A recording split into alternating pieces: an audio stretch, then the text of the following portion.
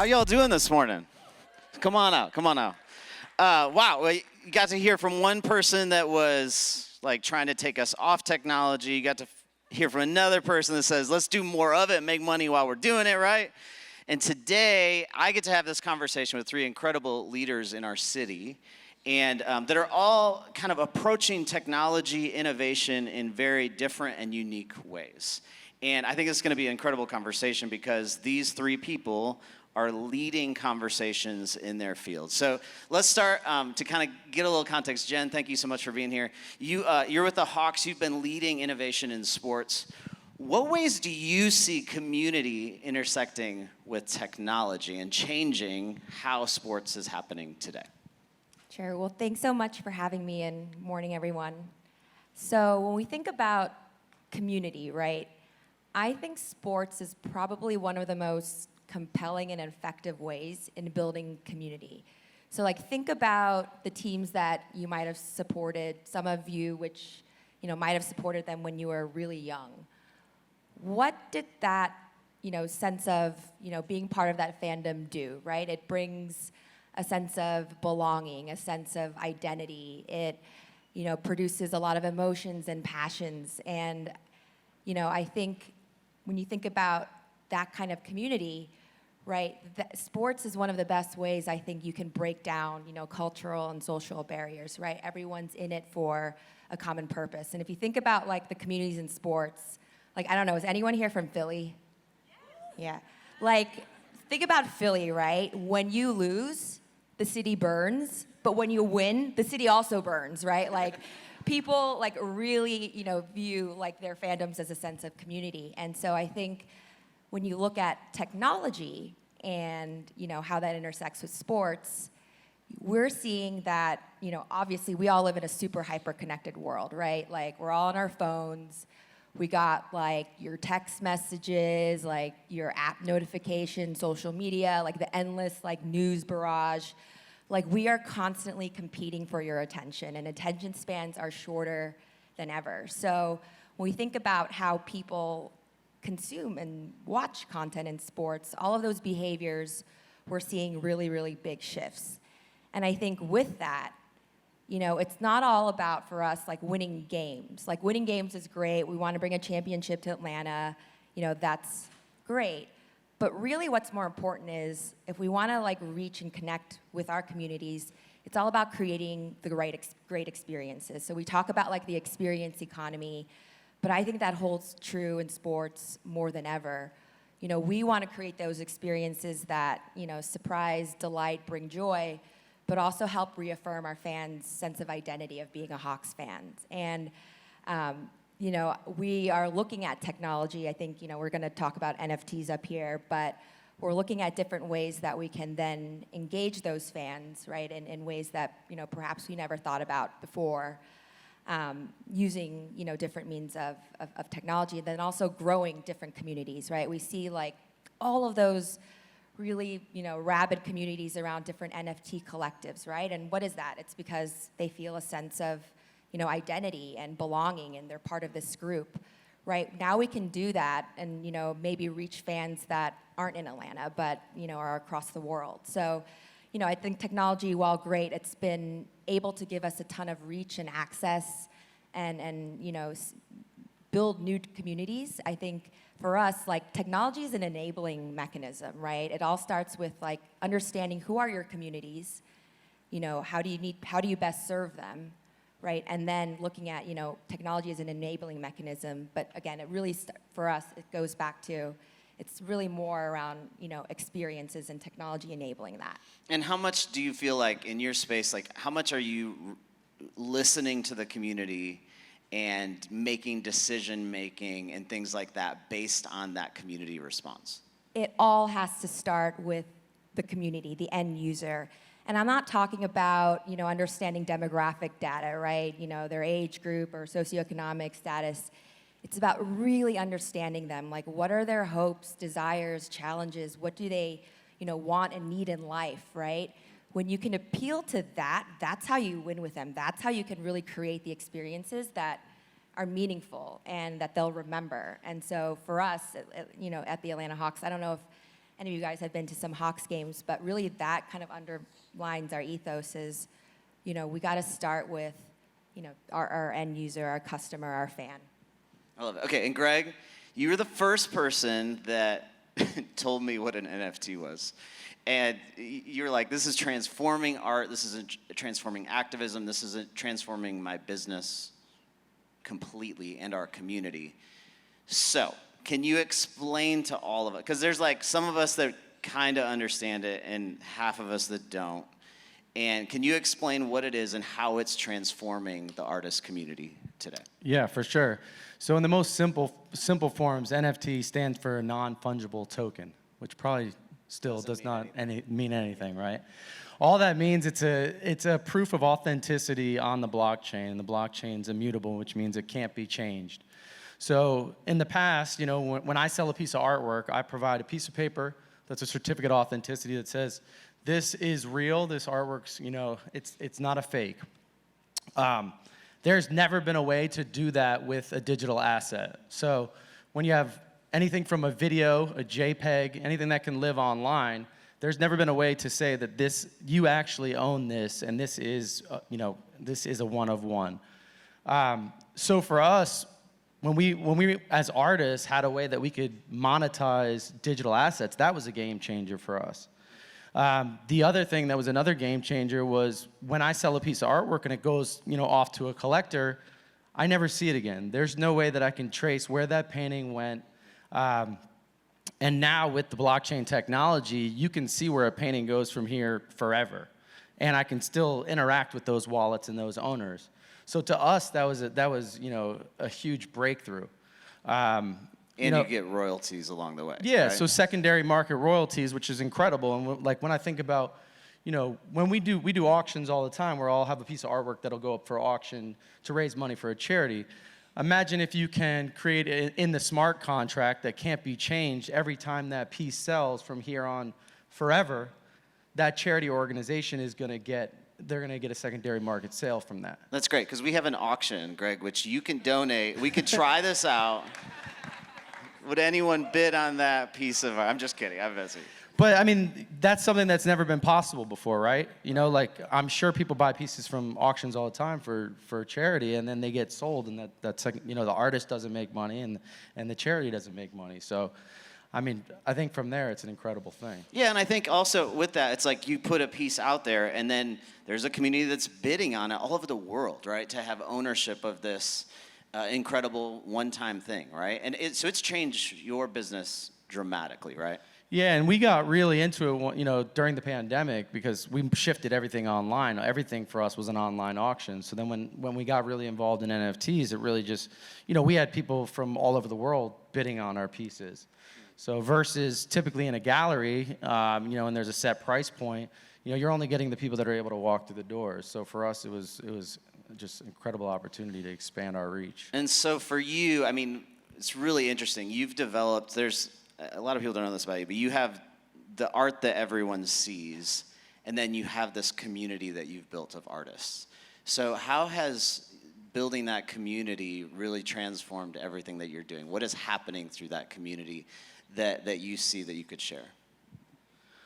Well, I wear a lot of hats in the art industry, whether that's, like you said, like the gallery or mural projects and things like that. But I've always been a firm believer that, the bigger you get as an artist, the more you should kind of share that ability to help others, whether that's putting others on through our gallery or our mural project, whatnot. But I always feel like the more you give, the more you get back, and the more you grow, and the more you build the community and a scene. And I feel like that's why Atlanta's blossomed so much, is because people are all about giving back and growing the community. And, it's like we all rise together, and we've seen that in the city. So I'm hyped on that. We're going to keep doing that. I love it. And Brett, thank you for being with us. Your organization is using technology in unimaginable new ways, and specifically through this 3D printed house that puts you guys on the map, like exponentially all over the world. Can you explain a little bit of what that is, what you guys have created, and how that's transforming communities using this new technology? Yes, just for context, New Story works with families internationally, mainly in Latin America and some in Haiti. And we work with families that are mostly making less than $10 a day. So that's our demographic that we're trying to develop and bring technology to. You mentioned 3D printing, so this is robotic construction to build housing. That's been a successful endeavor so far. It's still very early. We're getting ready to do our next project. But the reason for that was less of let's go try to find a really cool, shiny, amazing technology, and more so starts with the problem of how do we decrease the cost of a home without sacrificing quality and actually improving design. And so what we try to do, and I'm gonna give you two other examples, is when we try to have an innovation, it never starts with what is out there that is shiny or sexy or innovative. It's really getting clear about what are the problems that we're trying to solve. And so for a house, like an actual house, there's a lot of examples of architecture. But I'll give you two other examples that I think are relevant for folks trying to solve problems. So one problem we have is when we work in El Salvador, we work with families that they don't have any bank accounts. They're unbanked. They are taken advantage of with predatory interest rates on any type of lending. And anytime they make a transaction, it's usually with cash. They use the dollar in El Salvador. And there's no transparent way to track that, right? So and I can go through a lot more issues there. But if those are the problem statements, then we go out and try to figure out what is a solution that can make that better. And so our use case there is actually using crypto because everybody has phones. They all have WhatsApp, and we can communicate and transact using what's called the Lightning Network, which is on the blockchain, and with Bitcoin to do payments. But it didn't start with let's go try to find crypto or Bitcoin. It was those problems first. And then one other example is we're doing a lot of new communities in Mexico. And we're designing homes that when the homes start, the homes they start off basically smaller, and then we design them so that families can build a second story or build onto the homes over time. But it's really hard to show them that from the beginning. And so we were like, how do we let them envision what it could be like 3, 5, 10 years down the road? How do we visualize that for them and like really let them imagine and dream and see what could be? VR. So we made a whole VR where families now, before they walk into their house, they'll see how it can grow over time into new stories and new rooms. So those are the uses of technology, a couple examples. But I think the most important thing is it's starting with what is the problem and the pain point, and then use technology. Okay. So crypto, NFT, 3D printing, VR, I forget what else you guys dropped on me.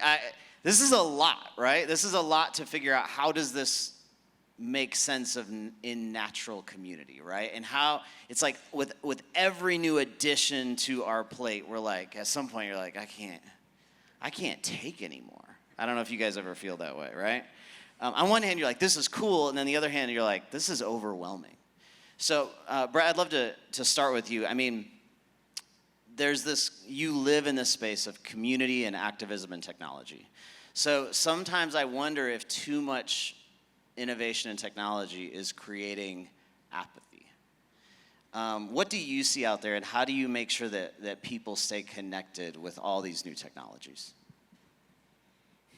I mean, I think my approach would be you don't have to stay connected to all the new technologies, and especially as a company, you don't have to be connected to all the technologies.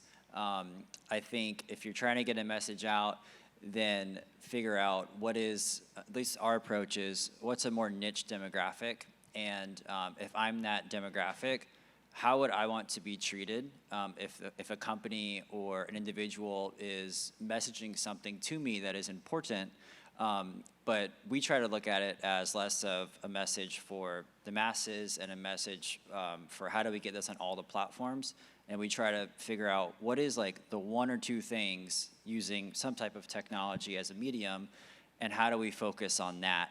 And then, for me, I've learned a decent amount about some technology, and then there's some stuff where like I couldn't tell you anything. Like I don't know, and I would sound so ignorant, like I would have no clue what I'm talking about because you can't know it all. And I think trying to spend time knowing it all and understanding it all can be a mistake and can dilute what you're trying to do. Jen, what would you add to that? I would echo what you said. I think, technology is going to keep advancing and evolving at a super rapid clip. So I think, again, it's not feasible to expect everyone to, keep up with the latest technologies. I think it's thinking through, what are the ones that are most important and effective to you, and being thoughtful about, your choice and use of technology. And I think, that reduces the pressure that you have to be on top of everything and know everything. Is just being thoughtful about your choices. It's just impossible to know everything. And Greg, I mean, you're a small business still, right? And you're an artist, but you're a business. How do you pick and choose which technologies to enter and which ones not to? Because I mean, there's endless. They keep coming and they keep coming. How do you process that? I mean, I think we try to explore everything and kind of gauge feedback through it. Whether that's different apps and whatnot, and seeing what works, and because there's certain things that work for the art world that don't necessarily work for other aspects of our business. So it's trying things and seeing what works and kind of pushing in those directions. I mean, one thing that's been a huge tool for learning for us is Twitter and in the crypto space and NFT space. And I learned pretty much, I would say 95% of what I know about NFT blockchain tech through Twitter and listening to people talk. In the early days, it was Clubhouse. I say early days, but that was like pandemic, the beginning of the pandemic, which is now like Twitter Spaces. But just going in rooms and listening to people. Going on YouTube and watching videos. And I feel like a lot of that stuff has given me the knowledge that I've then applied to our businesses. So. But yeah, I mean, you got to get out there. You got to listen and take what little bits and pieces from everything and apply it to what you're doing. And Jen, I think think about from the space. So you guys are constantly experimenting with things, right? How much of your time and energy is related to experimenting? How long do you experiment, and like when do you draw back and go, that's not the direction we're going? Yeah, I mean, I always say innovation is a process, right? It's rarely like that snap light bulb moment. And so if you want to win at innovation, you got to, put resources towards it, right? Time, money, effort. And I think the way that you do that, at scale is you evaluate innovation thoughtfully. So we follow a pretty, I would guess, standard process if you think about design thinking and IDEO principles, where we, first, again, always starts with understanding, your end user, right? And then we think through, what are lightweight tests or pilots, for a product that we might test for this user. And that could be anything from wearables. We considered our NFT launch a pilot. And so we want to test these in, again, low risk, lightweight, low cost ways to get the data that we need to inform the decision. So we're constantly testing different types of innovations. For concerts, we're testing, different robotics. Obviously, we're looking at different, Web3 or blockchain applications in, different spaces. And then, of course, even when we think about, our community initiatives and the things that we're doing in the community, again, for us, like our, ethos is everything starts with, understanding who you're trying to serve, who you're trying to deliver for.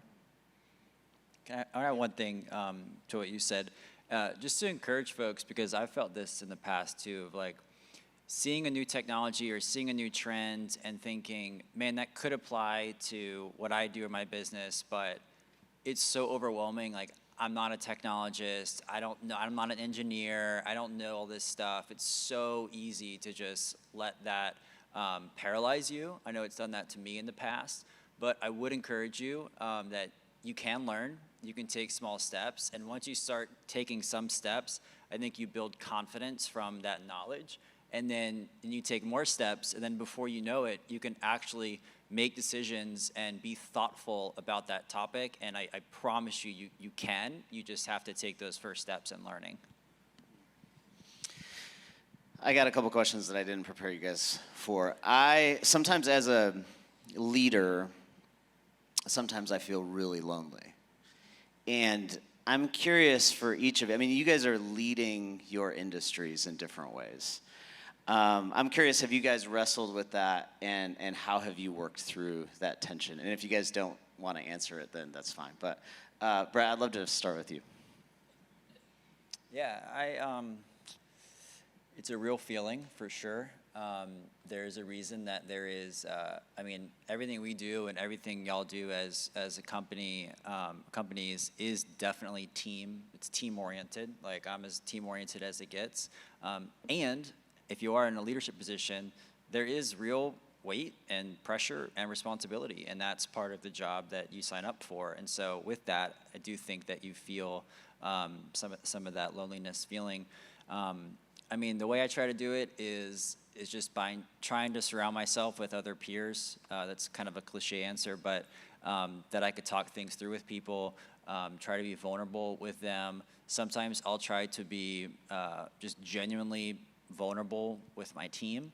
You can't sometimes spell everything out, but I think trying to show vulnerability to the team, and then I do therapy every 2 weeks. So that helps too. Would either of you add anything more to that? Oh, yeah, I said one more thing. Yeah. And then also, I'm about to be married, but I mean, talking it out with my fiance and soon-to-be wife is also like awesome. So. I echo that. My wife is my soundboard for sure.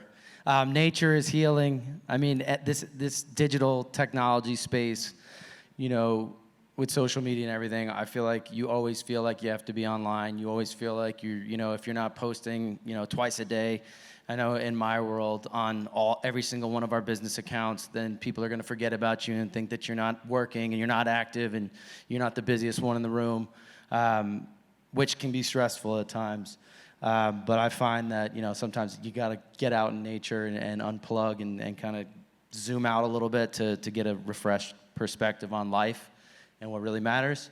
But yeah, and the way that I've always worked is, you know, in trying to be what you were saying, you know, how do you stay on top of it and be cutting edge with me? It's like I've always followed that sense of fear. If I feel like, you know, I'm nervous about, you know, jumping into a new space, that means that I should probably go and head in that direction. Sometimes it works, sometimes it doesn't, but, you know, that's life. And where do you guys see the future intersection of technology, community, and activism? Where do you feel like it's going? What about you, Jen? So hopefully, you know, as technology advances, and we'll see technology really be a supporter and enabler of activism, right, and give the community the tools, right, to continue and do great work. But I also think that it's also the community's responsibility to help influence the tech agenda to be more equitable or fair. So it kind of goes two ways, right? I think we can use it for really, you know, great purposes, reach information, knowledge, organizing, you know, but then I also think with that comes the responsibility that we all bear, right? To make sure that that technology is used in appropriate ways for good, and again, to make it more equitable. Yeah, what comes to mind to me, I'd say probably more on the technology side, is I think the more folks in this room and peers and really anybody at any age can, in our minds, think, oh, those are the technology people or those are the innovation people, those aren't my skill sets, and more so think, I actually want to learn those skill sets, or I want to hire people that have those skill sets, so then therefore I have power over how some of this technology can be deployed. And I think that is really critical of if you want to change how an app is done, there's different ways to do that, but like one way could be become a software engineer or hire software engineers, and then you could do Instagram in a different way. So I think that is like really critical, and I think will be a big wave over the next decade of so many younger folks gaining these skills, and then how are they deploying those skills? Yeah, I mean, I think, what I've noticed with our communities over the past few years with tech is using things like Discord, right? Which, if you guys are not familiar with it, it's more of like a real-time chat application. We've seen more of an open format, like open floor, for our community to discuss things. Where I feel like in the past it was a lot of like a one-way street. But now, with things like Discord, we're able to bring a room together and we can all discuss things, in real time. And they're able to tell us things that they want and vice versa. And we're able to kind of, steer our ship in a direction together versus just saying, okay, here's what we're doing. Either you like it or not. So that's what I'd hope is it's kind of more of an open floor for everyone to kind of chime in and help build things together.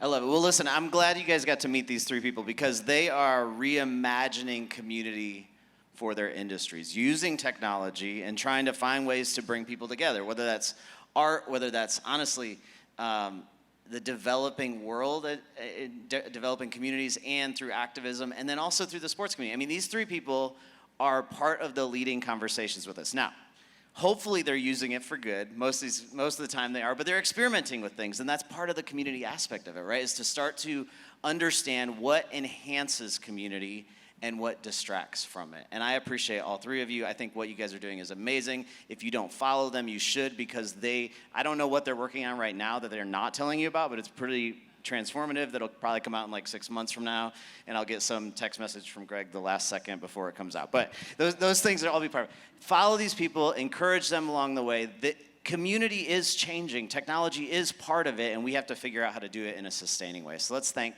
these three people.